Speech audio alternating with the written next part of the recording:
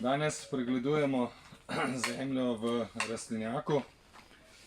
Nekaj dni nazaj je bila dodatno zalita, sedaj pa odstranjujemo tudi kar vse korenine, kajti v rastlinjaku je kolobar ozek, zato je to delo pravzaprav koristno.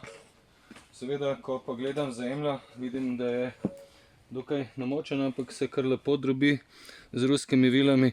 Želim pa pridobiti drobno grudičasto strukturo, da potem bom že začel s prvimi setvami in sajenji, takoj po teh večjih ohladitvah.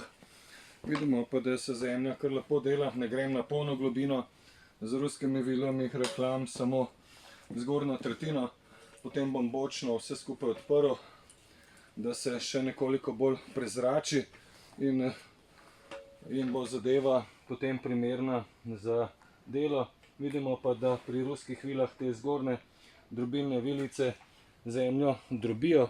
Praktično deluje to orodje hkrati kot lopata ali pa vile in motika, in to je tisto pravzaprav idealno, kar želimo v našem vrtu. Seveda pa vedno obdelujemo tla, ki so primerno vlažna, da se lepo drobijo v drobno grudičasto strukturo.